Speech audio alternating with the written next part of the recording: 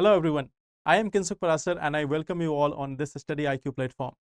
So in this session, we are going to start our discussion on one very important topic of science and technology, that is diseases. Okay. So here we are going to talk about that what are the different type of diseases which are present in the human body, what are its causes, and then we will also talk about the treatment methods or related aspects of it. Okay. So see, we have already discussed 4 chapters of this. We have discussed about the cell, biomolecules, tissue of living being and systems of human body. We are going to discuss then diseases, biological classification, plant seeds. Once we have discussed with this general science portion, we are also going to see the science and technology section where we would study the related aspects of science and technology in India, achievements of India in science and technology, and all other related topics for the mains examination as well as prelims examination. Okay. So let us start our discussion. Today we are going to talk about the diseases which are there, and in this session we are going to particularly focus on one aspect of it, that is the diseases which are caused due to microbes. Okay. And in that too we will talk about the bacterial infections or bacteria related diseases in human body. Then after we will discuss the other aspects of also, like in this session we will talk about these different things. Okay.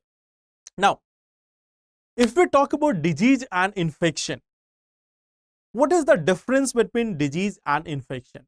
See, basically, when we talk about infection, whenever any pathogen, whenever a foreign substance is entering into our body, when it enters into our body, when it invades our body, that is simply what we call as infection.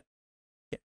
Now, due to this infection, if the efficiency of our organ system starts to deteriorate, if the organs of our body system start to deteriorate, their efficiency decreases, then that is what we call as a disease. So infection is different from disease. Infection can lead to disease. Okay. Infection is the beginning point where a pathogen is entering and it is invading upon our cells. Now due to that invasion, if that invasion is successful, then it will result into a disease. Okay. Like, so let us understand what are the different type of disease, what are the different causes of diseases first. Then we will talk about the microbes as well. So let us see the causes of diseases. One of the major cause of disease is that of nutrient agents. Sometimes what we see that there is lack of certain minerals, there is lack of certain vitamins, there is lack of certain substances in our body which can lead to various diseases. For example, if there is a person having lack of vitamin A, then it can result in the problem of night blindness. Okay. If there is a lack of iron in the body, it can lead to the problems of anemia. You know that in India, we have around nearly 60% women in India are anemic in the age group of 15 to 49 years. So this is something which, again here what we see that the lack of certain substances, the lack of certain elements, certain minerals, vitamins, they lead to some diseases in our body. Okay. In anemia, what happens? The red blood formation, the red blood cells formation doesn't take place at the same speed, at the same level. Okay. So see, that is one thing. Now, one more interesting part here. Sometimes when we have excess of the nutrients, it can also lead to diseases. For example, if there is excess of fats in our body, if there is excess of carbohydrates in our body, it can lead to problems like obesity, it can lead to problems like high cholesterol level, etc. Okay. So excess of the minerals, excess of the substances, excess of the nutrients can also lead to various diseases. Okay. Now, the second important part or cause of disease is pathological agents. Okay. Pathological agents like bacteria, virus, fungi, protozoa, they can invade our body, they can infect our body, and they can also lead to development of certain diseases. Okay. Like if we talk about Mycobacterium tuberculosis, this is a bacteria which causes the disease of tuberculosis in human body. We will see more such bacterial disease in this session also. Okay. Similarly, virus, fungal, or even the protozoa can cause certain problem in our body. Okay. Now, there is third factor, that is genetic agent. Genetic agent like if there is a mutation in the cell, if there is a mutation in the cell, then it can lead to genetic problems, then it can lead to genetical diseases. Okay. Most of the time, what you will see that these genetical problems are often inherited from the parents. Like in the last session, we have discussed about this pro-nuclear transfer technology. We have seen that the genetical disorders can be transferred from the infected or from the damaged mitochondria of the mother cell to the future generation. So genetical diseases is largely, if you see, largely inherited from the parents. Okay. So if there is some problem with DNA or RNA, that is what we call as genetic cause. Okay. Then another cause is mechanical agents. Mechanical agents can be like fracture, it can be like dislocation. These problems can be due to the mechanical problems. Mechanical, you can say that any such hurt which has been caused, any such injury which has been caused, then it leads to mechanical problem, mechanical agent of diseases. Then after, we have certain chemical agents also which are responsible for diseases. For example, insulin. If there is too much of fluctuation in the insulin, it can lead to problems such as that of diabetes. Okay. At the same time, we have seen there is thyroxine which is released from thyroid gland. If you remember, in the previous sessions, we have talked about the different glands of the human body. There we have seen the functions of different glands. So if we talk about the thyroxine gland, if it is like inhibited, if it is not getting released, then in that case, we can have the problems like that of goiter. Okay. Then another important part is physical agent. Okay. Physical agents like radiations. The radiations which are coming, radiations like ultraviolet radiations, the radiations which are coming from the nuclear waste or anything like that, they can also become a source of diseases. If we talk about the ultraviolet rays which is coming from the sun, then it can become a problem of skin cancer. It can cause various skin problems. Okay. Similarly, too much of sound, too much of noise level can also cause problems like hypertension and other problems in the body. Okay. So there are certain physical agents, radiations, humidity, sound, etc., which can again cause certain diseases in our body. Then after, we can also see one more part that is called as degeneration. Now, this is something which is more related with the age aspect. After a certain age group, the organs of the body do not function at the same level. They start to degenerate. The cardiac muscles may not have the same efficiency in pumping the blood. The lungs might not be getting that inflation or getting inflamed in the same manner. Okay. They will not be able to inhale and exhale the air in the same manner. The other organs of the body, the bones of the body, may lose that strength. Okay. So that is something which we call as degeneration. Okay. The digestive system may not be able to work properly in the elderly people. So this is something which is more of an age aspect, that after a certain age group, the organs of the body, their functioning reduces, their ability to perform the functions decreases. Okay. Now, so just we have seen that these are the factors, like we have talked about. If there is lack of vitamins, there can be problems like beriberi, scurvy, night blindness. If there is mineral deficiency, there can be problems like anemia, rickets. Okay. If there is deficiency of carbohydrate, fats or proteins, there may be problems like kwashiorkor, marasmus, etc. Okay. Similarly, we have talked about the different examples of pathogens also, like viruses, okay, mumps, chickenpox, smallpox, these problems can be there. Then mycoplasma, they can cause bronchitis, acute leukemia, etc.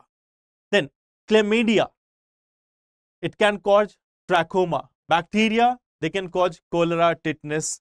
Fungi, it can cause ringworm, thrush, monalysis, etc. Okay.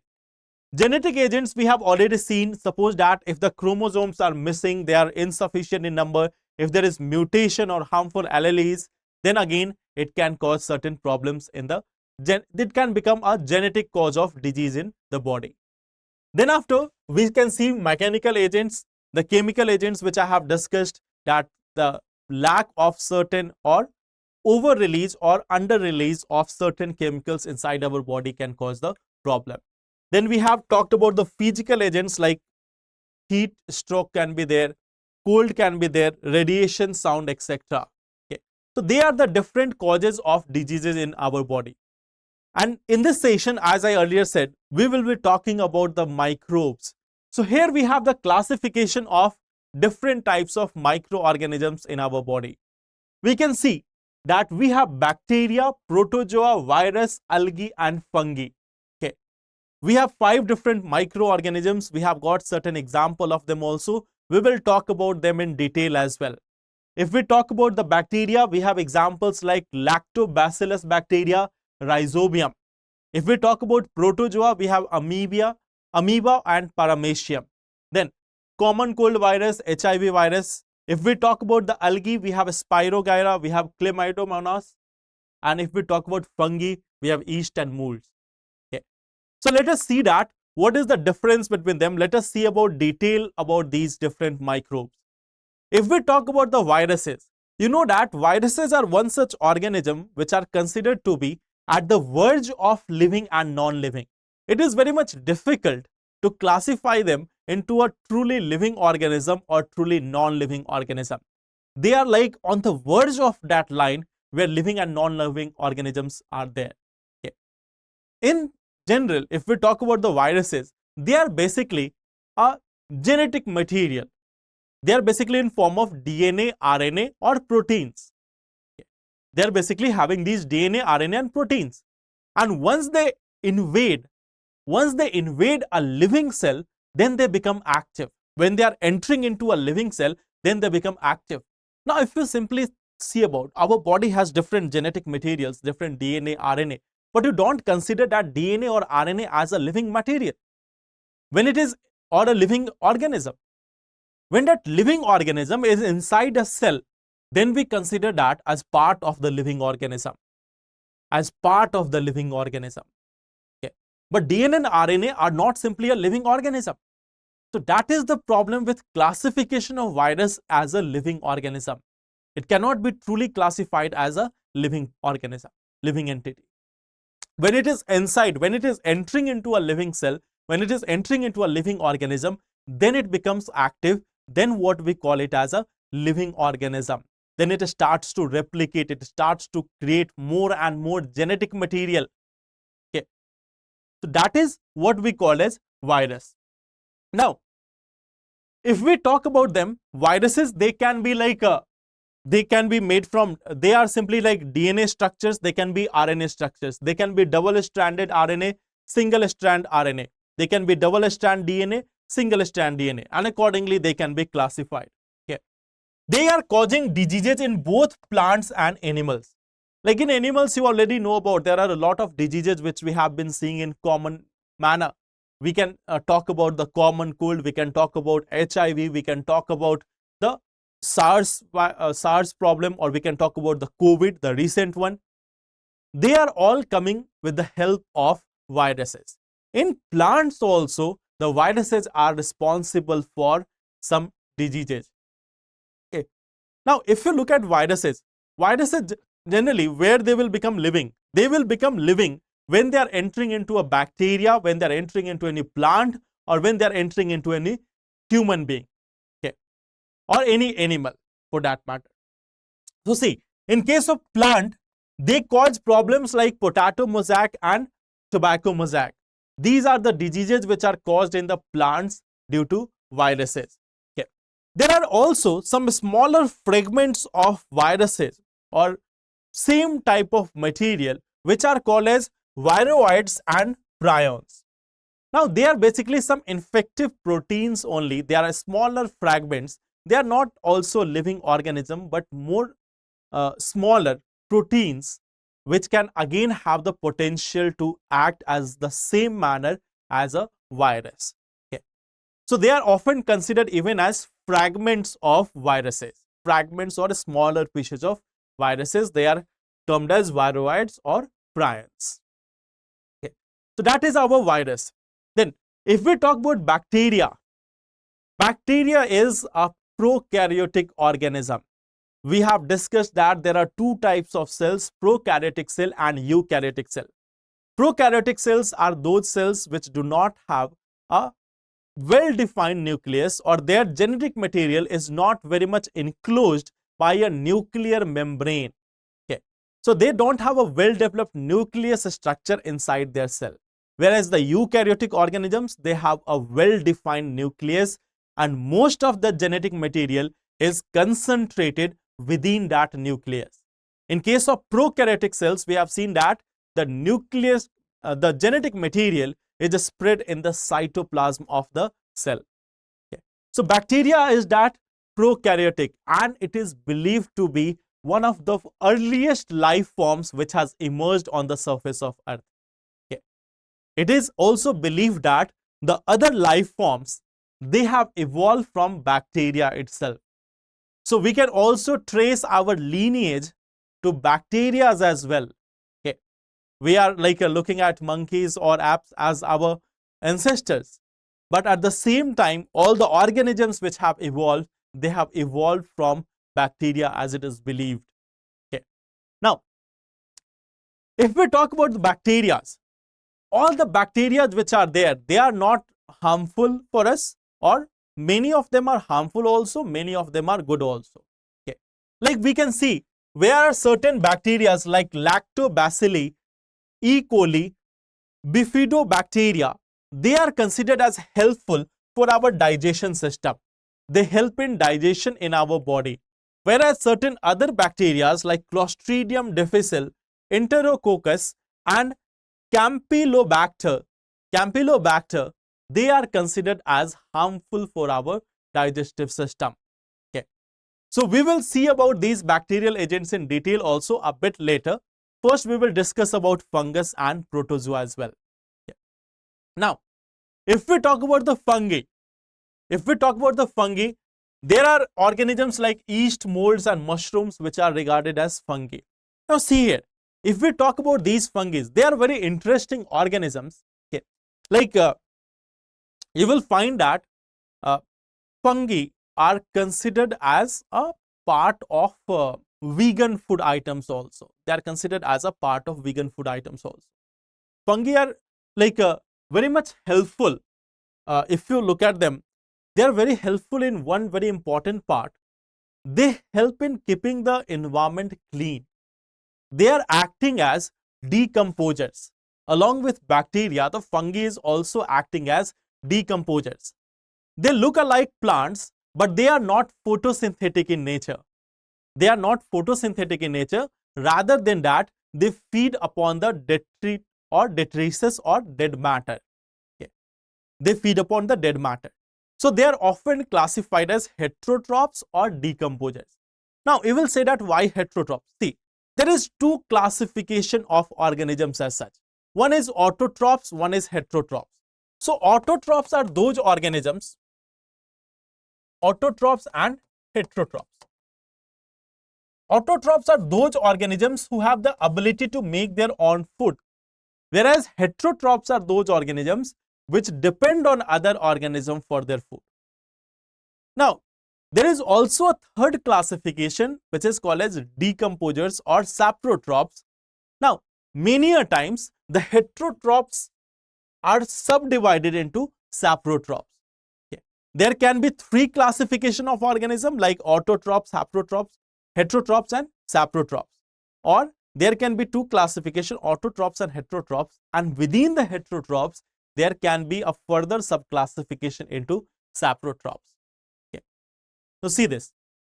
Now, in many of the books you will find that saprotrophs are a distinct classification. No one is wrong there. Okay. You have to understand all the different environmentalists, biologists, they have defined, they have classified it according to their perception. Okay. Now, if we talk about the fungi, they are not photosynthetic, they are more heterotrophic or saprotrophic in nature. And see, if we talk about, some of them are parasitic in nature and they are capable of infecting a host also. In the later course of, in the next session, we will discuss about some of the fungal diseases also, although they are not that much cause of disease, but we will see, like we have seen about ringworms and others. So see, we will see that part also. Okay. See, we have got here some of the organisms which are beneficial. Let us look at them. If we talk about the lactobacillus, okay, so basically the probiotics, they rely on the good bacteria, okay, and in order to maintain the good health of our body, the lactobacillus is quite much important. Okay, so they are very much, lactobacillus are very much required, very much needed for maintaining the good health of our digestive system or the entire body. Okay. Then penicillium. Penicillium is coming from a fungus that is penicillin. Penicillin is coming from a fungus that is called as penicillium. Okay. And you know that penicillin is the having an antibacterial property, and it was also the first antibiotic which has revolutionized the medical sector across the world. Okay. Penicillin is the first antibiotic which has helped in preventing the loss of life of millions of people. Okay. And this is coming from a fungus which is penicillium. Then we have got, here we are having Saccharomyces cerevisiae. Okay. And basically you can see here, like this is basically a yeast. Okay. And the bread or the beer which is being brewed in the various factories, in the various industries, they are basically done with the help of this fungi. Okay. Then Fusarium strain flavolis. Okay.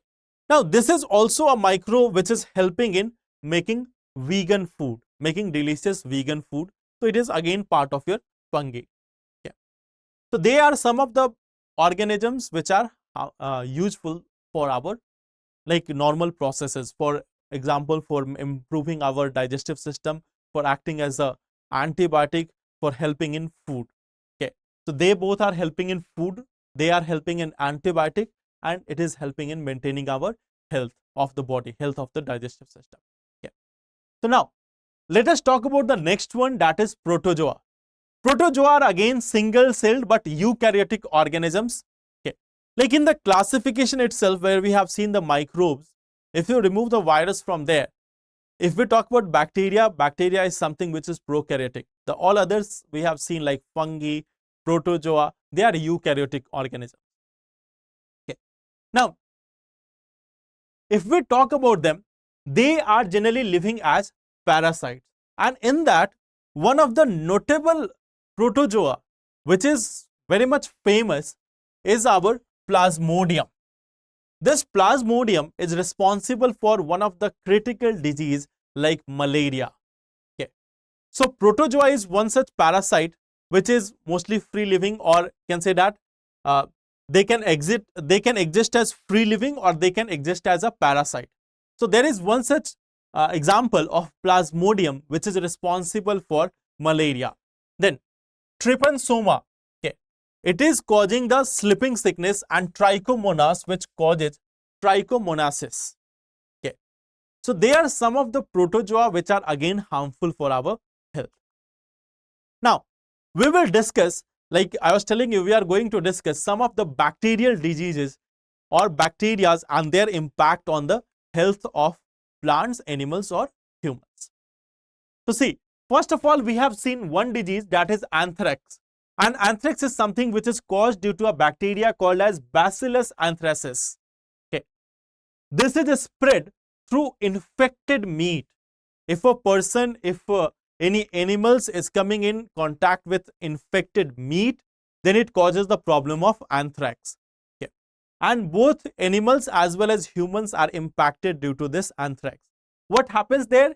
There is severe skin infection as well as gastrointestinal infection due to this Bacillus anthracis. Okay. So it is causing skin infection as well as gastrointestinal infection. Then after, we have the acne vulgaris. Okay. Basically, this is the one which is responsible for the acne in the body. The pimples which we see in the case of humans or adolescents, that is basically due to this Propionibacterium acnes. This is the cause behind the acne or the pimples on the skin. Okay. Then we have a example of a bacteria which is causing disease in plants, especially the citrus plants. Okay. So where we have citrus canker, and it is passed due to Xanthomonas axonopodis. Okay. So this bacteria is there, Xanthomonas axonopodis. It spreads through air and it causes problem in the citrus fruit plants. Okay. So there is development of lesions on their leaves, fruits or stem. That is again a plant related disease caused due to bacteria. Then we have the example of cholera. Cholera is one thing which is caused due to contaminated food and water, and it is caused in human by a bacteria which is called as Vibrio cholera. Okay. And in this case, basically it is going to affect the small intestine. It is going to affect the small intestine and it causes watery diarrhea. Okay. Now, now this cholera is something which is easily treatable, but there have been times when a large number of people, a large number of children especially, have died due to this Vibrio cholerae also. Okay. Then one of the major significant disease which we can see in the recent times is pneumonia. And this pneumonia is caused by Streptococcus pneumonia. Okay. And it is airborne droplets of a sneeze which becomes the major cause of transmission of this disease. Okay. So pneumonia is something which can pass through the sneezing of the people. The people who are having pneumonia, they have often this cough problem. When they are sneezing, their sneeze can come in contact with other person and they can become infected also. Okay. Here, the main problem is with the inflammatory lung. The lung is going to be impacted with this pneumonia. Okay. Now, the next important part is diphtheria. If we talk about it, it is caused due to Corynebacterium diphtheriae and it can be passed on with direct or air contact. Okay. What is the problem here? Here the people have a sore throat or fever. Okay.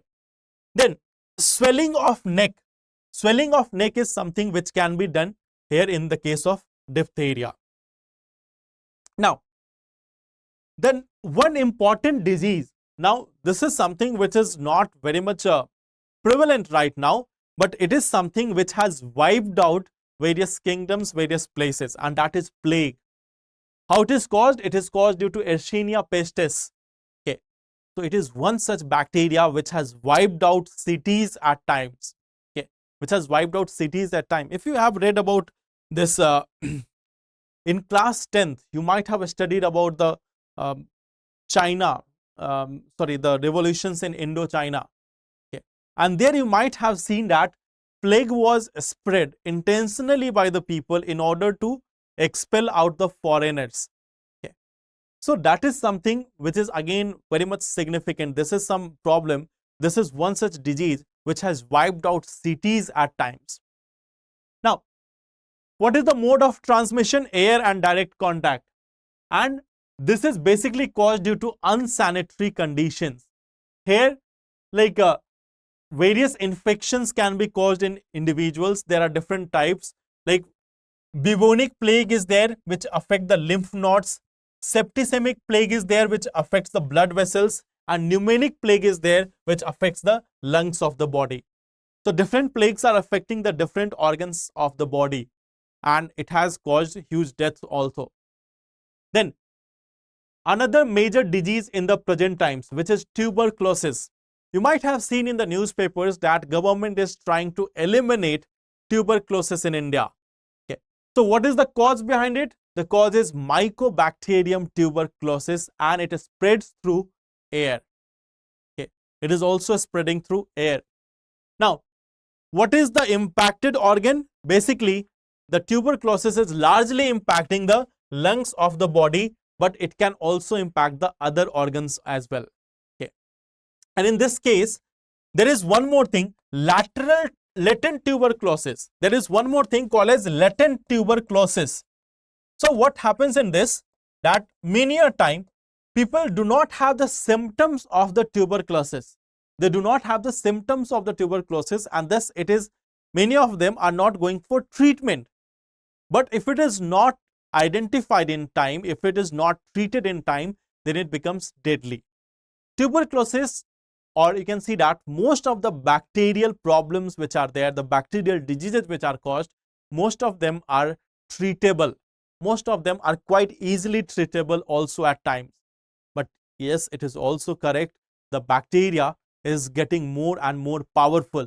In later course of this chapter, we are also going to discuss one very important topic for mains examination, that is going to be antimicrobial resistance.